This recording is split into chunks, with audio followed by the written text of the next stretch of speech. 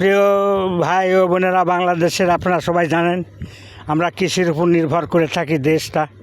এই দেশটা কৃষি নির্ভর দেশ। এই দেখেন লাগানো জমি দেখাচ্ছি। আমি আবার একটু যাচ্ছি আগে। এই মোড়ের সামনে স্কুল দেখা যায়, এই প্রাইমারি প্রাথমিক বিদ্যালয়। এটা তো আপনার আমার শিশু সন্তান সবাই লেখাপড়া করে সেই জায়গা। আর দেখেন জমি লাগাচ্ছে। এইবার আপনাদের সরিষার শেষ হয়ে যাওয়ার পর এইবার আপনাদের কাছে আসলাম। এই যে দেখেন জমি লাগানো হচ্ছে। এই বাংলাদেশের মানুষ এইভাবে জমি লাগায়। দেখেন কিছু বাঙালির কথা আপনাদের সম্মুখে তুলে ধরছে। হ্যাঁ, এই দেখেন বাঙালিরা কীভাবে জমি লাগায়। দেখেন জমি লাগানো সাইজ দেখেন। আমরা এই বাংলাদেশের মানুষ সবাই কষ্ট করে কৃষি কাজ করে। এরা কিন্তু ভাই মুনাফিকি করে না, মুনাফিকি করে শিক্ষিত লোক ভাই।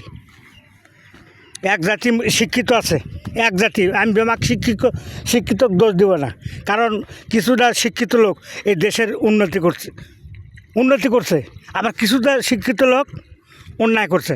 কিন্তু এই কৃষিজীবীগুলো এরা কিন্তু আসলেই এদের জন্যে কিন্তু আমাদের ঘরে ভাত যায়।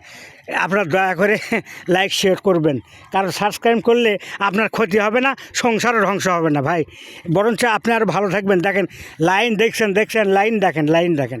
এই বাংলাদেশের জমি লাগান। প্রয়োজন হলে আপনারা যদি আমাকে করেন, ট্যাগ দেন, তাহলে আমি কিন্তু আপনাদের এইসব লোকগুলো আপনার দেশে পাঠাবো, বুঝলেন? আপনারে পাঠাবো। এরকম জমি লাগাতে পারবেন না। বাংলাদেশের মানুষ যেভাবে লাইন দেয়, মনে করেন যে এই মুড়ার তিনি বাং মারলে ওই মুড়া মাথার দিয়ে উঠে যাবে।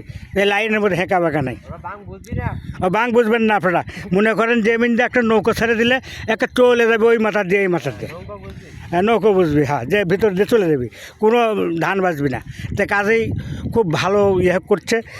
এরা কিন্তু কোনো গোয়েন্দারি বুঝে না, দালালি বুঝে না। এরা কৃষি কাজে লিপ্ত আছে ভাই, এটা মানতে হবে। যাই হোক, আমার কথা কষ্ট নেবেন না। আর শিক্ষিত শয়তান কয়েকটা আছে, তারা খালি সরকারের টেকা খালি খাবি আর যাবি। যাই হোক, আর আমি কিছু কথা না বলি, আমার জনতার কণ্ঠস্বরে আমি কথা শেষ করে দিলাম।